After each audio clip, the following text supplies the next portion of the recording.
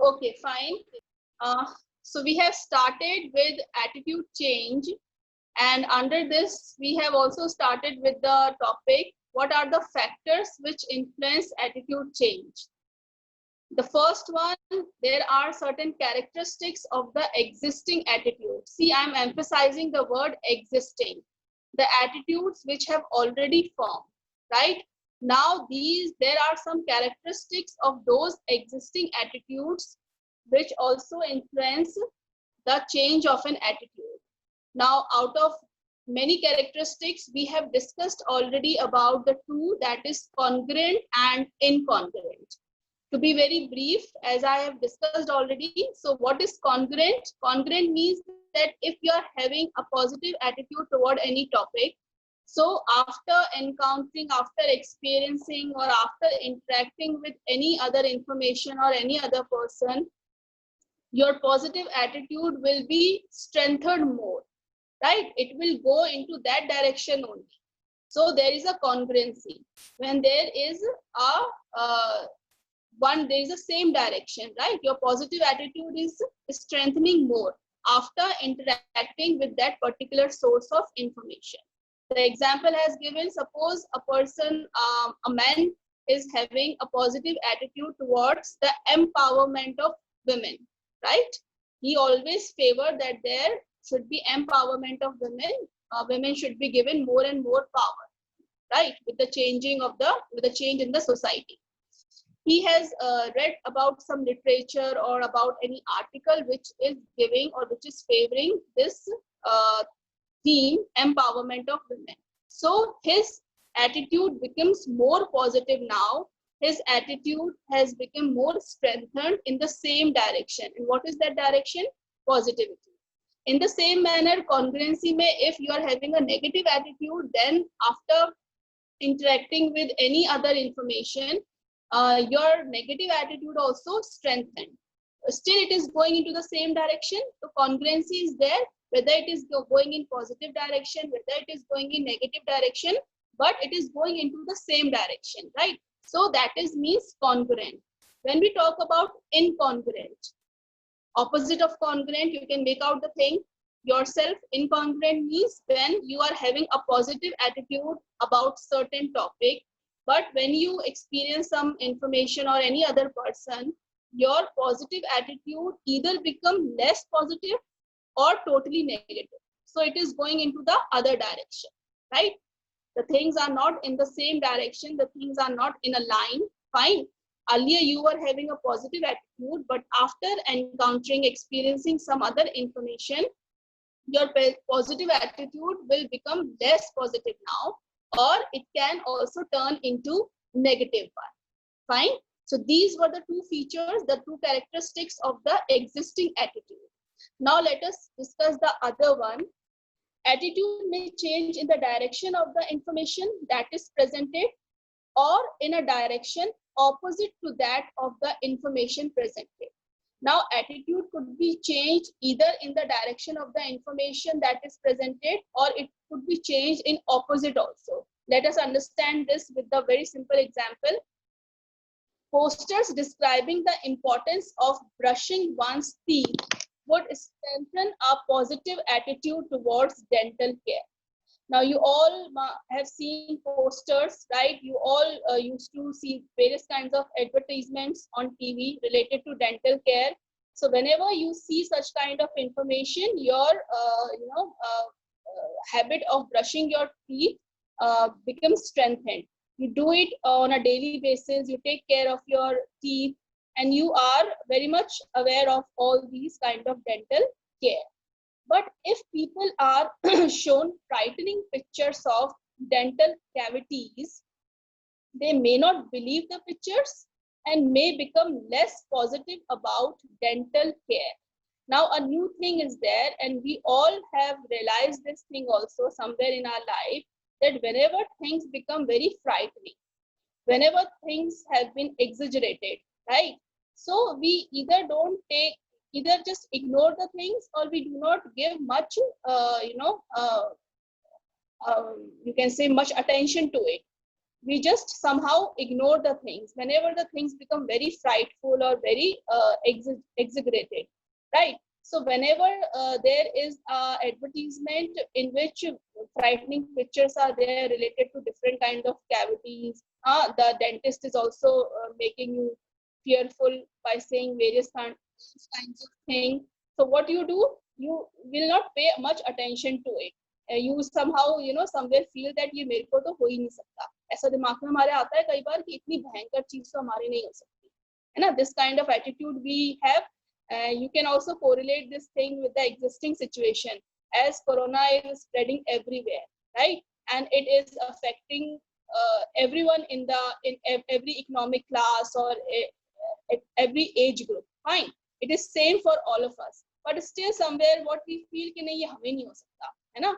We sometimes become very carefree also, and what we think कि ये तो बहुत it's a very destructive kind of disease, ये हमें नहीं हो सकती है. So we start having this kind of impression because things have become quite frightening these days. When again and again the same news is coming on the TV, we are listening the same kind of fearful things again and again. तो क्या होता है फिर धीरे-धीरे we start paying inattention to it, or we just try to ignore the things, or we just make this impression that it could not affect us. Fine. So research has found that fear sometimes works well in convincing people, but if a message generates too much fear, it turns off the receiver and has little persuasive effect. When the things are showing in a very frightening manner, somehow, somewhere it is affecting your mind, it is generating fear inside you. But when the things become out of the line, when it's exaggerated very much, then what happens? We'll stop paying attention and it is not applying any persuasive effect on us. Fine. So these are certain characteristics of the existing attitude, and it is one of the factors which influence attitude change. Let us come on the second characteristics, source characteristics. Now two things are there. Source credibility and attractiveness are two features that affect attitude change. Now what is credibility? Attitudes are more likely to change when the messages comes from a highly credible source rather than from a low credible source. See, we somewhere we have seen certain advertisements related to electronic gadgets. Let's take an example, right? We have seen an advertisement related to a mobile, but when we see that advertisement has presented by a renowned person or by some technical person, right? A person who is having knowledge about that field. So we take that information much more authentic, right? We start believing it, we start trusting it very fast. And the same advertisement, if presented by a school going child or any other source which is not very much credible means जिसमें we do not have trust, जो इतना विश्वसनीय नहीं होता, right? So credibility plays a very important role. When the product is presented by some renowned person, by some person who is having knowledge about that product, we easily trust them, right? We never put if and but there. But when it presented by some low incredible source, so we do not trust them altogether. But the other thing also happens. Suppose a school going child is presenting that advertisement and presenting some information about that mobile or about that tablet. The person who, the students, the school going students will easily convinced because they can relate, with that advertisement that the same age group person is saying, he is also having same kind of interest. So they could easily relate to the thing. So both the things are happening. If I see that child presenting that advertisement, I may not believe. But if you perceive that child presenting that advertisement or doing that advertisement related to mobile, you can easily relate to the things and you easily trust him and you may approach to buy that product, right? So credibility is there. What is attractiveness? In the case of some products such as cars, sales may increase if they are publicized not necessarily by experts, but by popular public figures. Now, as they're giving example, particularly about car, let's say, right? So, car presenting by any celebrity, any Bollywood actor, so you will be more convinced. And if it is presented by the owner of some company, of car company, or some technical person, you may not believe too much. So, attractiveness also plays a very important role. Whenever we feel attracted towards the advertisement or the person who is doing that advertisement, we easily build up the trust, we easily get convinced. So credibility and attractiveness are the two source characteristics. Source means the person who is presenting you that information. Fine. Okay, now let us start discussing the third one, the message characteristics. We have discussed about the source characteristics. Now what is the third one?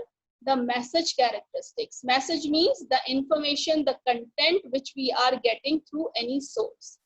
Message characteristics की जब बात करेंगे, then again there are two important things. First one is rational appeal, right? And the second one is what? Emotional appeal. Let us understand with a simple example. An advertisement for cooking food in a pressure cooker may point out that this saves fuel, such as cooking gas, and is economical. So what kind of appeal it is? It is a very rational appeal because it is giving you a proper logic, a valid reason behind using pressure cooker. They are saying that it saves cooking gas also, and it is economical also. Financially also, it is much more cheaper, right? So this is kind of rational appeal. Now for the same product, that is pressure cooker, the advertisement may say that pressure cooking preserves nutrition, and that if one cares for the family, nutrition would be a major concern. Now the emotional appeal could be, they are more emphasizing that by cooking food in pressure cooker, you're preserving the nutrients of that food. So somewhere it is, striking your emotional part. You may start thinking about the welfare of your family, about your children, that I should give lot of nutrients to my children, so I should switch over to use the pressure cooker. Fine. So this is a kind of rational and emotional appeal. What is the third one? The motives. The motives activated by the message also determine attitude change. Now, what could be the motives? For example, drinking milk may be said to make a person healthy and good looking, or more energetic and more successful at one's job. Now, the motives could also be there behind any message that also determine your attitude change. Suppose drinking milk is there, they are convincing you to drink more and more milk, and they are saying that after drinking milk, after consuming it on a daily basis, you'll be looking more smarter, more healthier, your skin will glow, and it will provide you more success at your job, because you start applying your mind, you start applying your brain. Fine. So these are some motives also behind any kind of message. So these were related to message characteristics. One more thing is there, the mode of spreading the message. Now the another important thing under the same topic, message characteristics, mode of spreading. Now what is the mode? How it is spreading? First is face-to-face transmission of the message is usually more effective than indirect transmission. Whenever there is a transmission of message from one person to another, if it is a kind of face-to-face interaction, whenever I can see some other person interacting me, I can see his or her face, that is quite effective, that is quite more attention generated. But if there is an indirect kind of transmission, so it is not that much effective. Let us take an example to understand it. A positive attitude toward ORS. ORS, you all know, oral rehydration salts, right?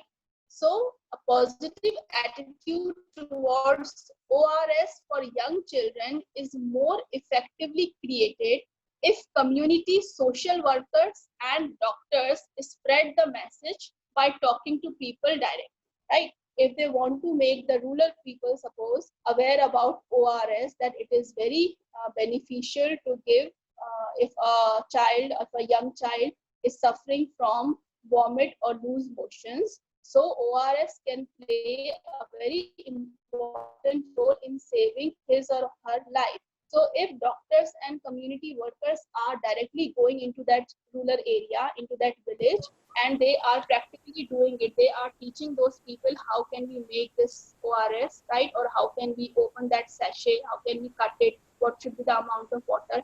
Everything is demonstrated properly.